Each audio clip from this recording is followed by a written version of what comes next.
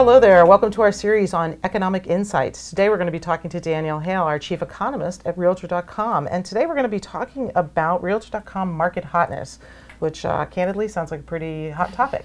Sorry, I couldn't resist, Danielle. So tell me, what is Realtor.com market hotness? And is this something we're producing, a statistic that we're producing at Realtor.com? That's right. It's something that we put together. It's based on our proprietary MLS listings data. And because of that, it's based on very comprehensive data. What it illustrates is which markets are hot. And when I say that, I mean which markets are places where there are a lot of buyers in the market and supply is somewhat limited relative to the number of buyers that are in the market. We started producing this metric back in the 2012 time period. So back then, being a hot market meant that you were on the leading edge of the real estate turnaround that was occurring. Of course, now it's such a seller's market in much of the country.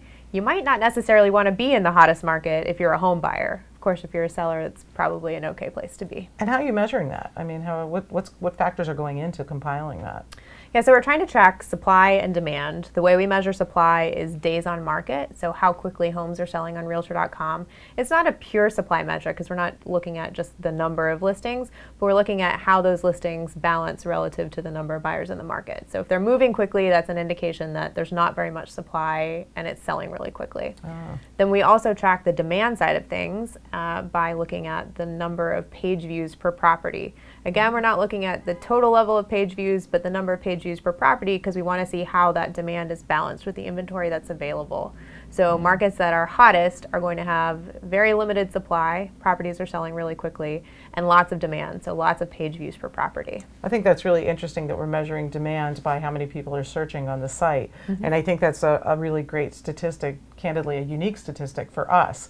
So you are finding that, you know, a page view being somebody looking at a specific property, not just an area. Are you also measuring generally for areas? But again, you're looking at a specific view for a property and you can tell if it's going down or up, you know, what the demand might be. Right, that's true. So people can search by different local areas, but we count as a page view when they actually click on to view the specific listing. Right, and that's the main metric we're tracking for demand. Is that correct? That's right. Oh, super interesting. And in terms of like, is there anything on the federal level that's being tracked like this? Is there anything comparable, or is this frankly unique to us? So there is information from the National Association of Realtors about how long properties sit on market, so that age of inventory or days on market metric.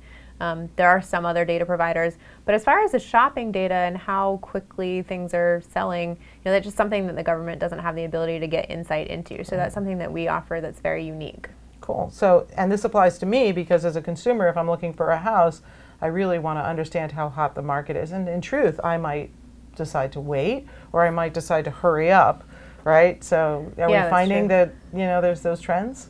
I think it's useful for buyers because it helps them prepare for the type of market that they're entering into. If they're in a really hot market, you know, they might have to set some realistic expectations, maybe understand that it might take them a while to find a place because they might have to compete with other people putting in multiple offers for the same property. So it's good to help you get in the right mindset. Of course, a local real estate agent can help you figure out how to cope with a really hot market. And then from a seller's perspective, you know, if you're in a hot market, that's great for you.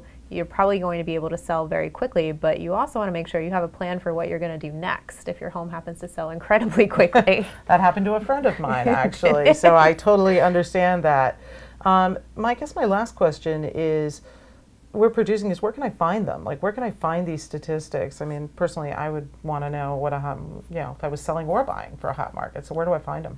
Absolutely. You can go to Realtor.com/research. You'll find all kinds of data and information there, our economic insights. And you can find this market hotness data. It tends to come out around the second week of each month.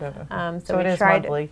Yep, it's monthly, and we try to keep it very fresh. Oh, excellent. So thanks, Danielle. I appreciate it. So thanks for watching this video, and we hope you'll turn into other segments of our Economic Insights with Danielle Hale, Chief Economist at Realtor.com.